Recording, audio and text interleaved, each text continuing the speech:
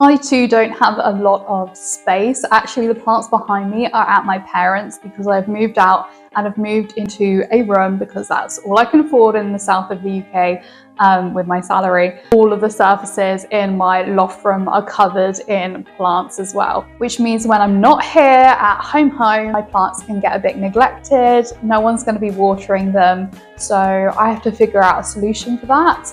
And I could be away from 2 to 4 weeks like yourself. I normally come back every now and again just to check up on them and like have some home cooked meals.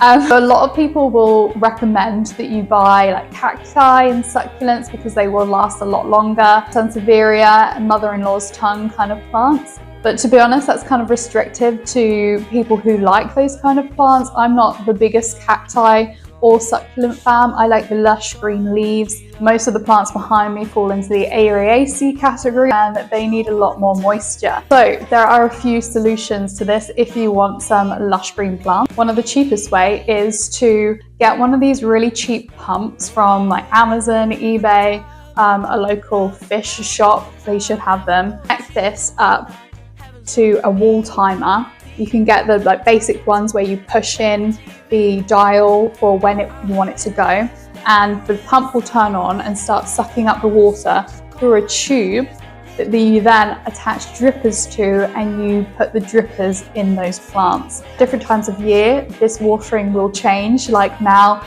these plants are going dormant. Say that, and this one's like continuing to grow behind me like a friggin' monster. These plants will go dormant during the winter, so then you reduce the amount of time this pump will like run. This method also requires you to have a bucket that you fill up with water. That can also be a little bit impractical. The other way is to grow hydroponic plants so that they're grown in just water. So they'll be put into jars and things with no soil in it and a nutrient solution into the water, and then they can absorb the amount of water they need. They'll produce water roots instead of soil roots that are a lot thinner, they're a lot more delicate, but they'll survive being submerged in water.